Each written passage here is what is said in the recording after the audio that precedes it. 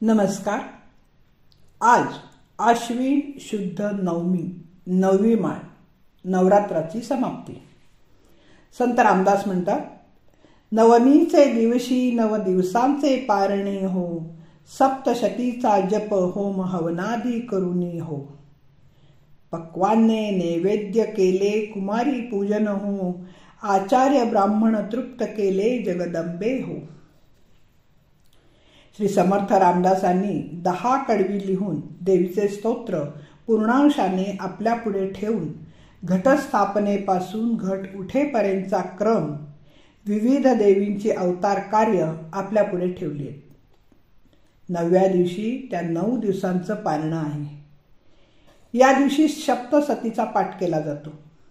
तो देवीचा जप करून, होम हवन करून पंचपक्वान्नाचा महानैवेद्य दाखवला जातो. काही समाजात हा नैवेद्य बकऱ्याच्या मांसाचा पण असतो. देवीला बोकड बळी देण्याची प्रथा होती. नंतर कुमारी पूजन करून गुरुजनांना, ब्राह्मणांना भरपूर दक्षिणा देऊन तृप्त केले जाते. त्यामुळे जगदंबाही तृप्त होते, प्रसन्न होते, असंच रामदास सांगतात. या स्तोत्रातून रामदासांनी देवीची एकविध उपासना अपेक्षिली आहे.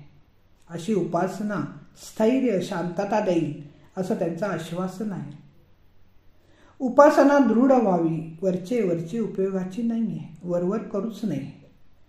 समर्थ तर एका ठिकाणी म्हणतात की मी पाहिलेला राम सीतेचा नाही, दशरथ पुत्र नाही, तर तो आत्मा रामच आहे.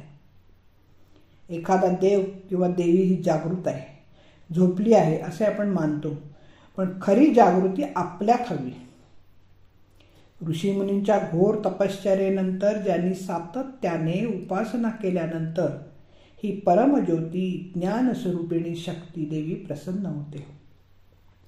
म्हणजे देवीला आपली एकविध भक्ती हवी असते. ज्या ज्या ठिकाणी मन जाय माझे, त्या त्या ठिकाणी निजरूप तुझे, अशी अवस्था आली पाहिजे. येथे समर्थांनी 9व्या दिवशीचा पारण्याचा दिवस कसा घालवावा हे भक्तिपूर्ण पद्धतीने सांगितले आहे. पण प्रतिपदा ते अष्टमी अखेर आद्य अनंत ज्ञानमय अशा या आदिमाया शक्तीचीच उपासना करायचं सुचवलंय. एकविध भक्ती चालू राहिल्याने विकार दूर पळतीलच, जगदंबाच ते काम करेल.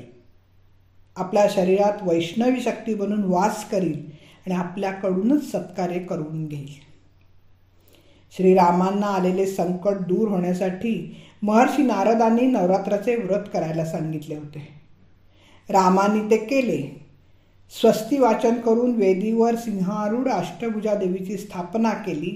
व्रतधारी राहून 9 दिवस उपवास करून नवमी अखेर हे व्रत करीत असता सप्तशतीचा पाठ करायचा असतो. अखंड दीप प्रज्वलित ठेवायचा असतो.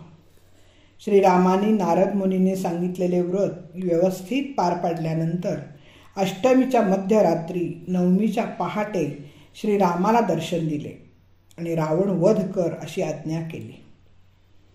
रामानी देवीच्या आज्ञेप्रमाणे रावण वधासाठी जय्यत तयारी सुरू केली.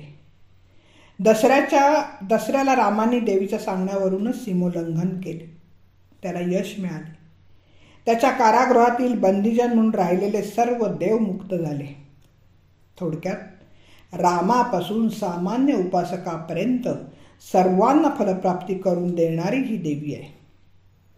साक्षात्कार करण्यास योग्य असे परमब्रह्म तीच आहे. गीतेतील श्रीकृष्णाप्रमाणे जगदंबाही म्हणते की मी ब्रह्मरूपिणी प्रकृती पुरुषात्मक शून्याशून्यात्मक जगत माझ्यापासूनच झाले. आनंद आणि निरानंद मीच, विज्ञान अविज्ञान मीच, जाणण्यास योग्य ब्रह्म आणि अब्रह्म सुद्धा मीच. श्री समर्थाने तिला शक्ती देवतेच्या रूपात पाहिले. राष्ट्रशक्तीचे प्रतिरूप, राष्ट्राचे शरीर, मनोबल, सर्वांगीण समृद्धी आणि अध्यात्म संपदा या तिहीचा त्या प्रतिरूपात संयोग झालेला आहे.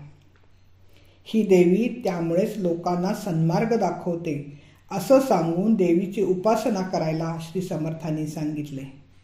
ऐसा उत्सव मांडिला, उदो उदो ऐसा शब्द आला, असं एकनाथ महाराजही म्हणतात.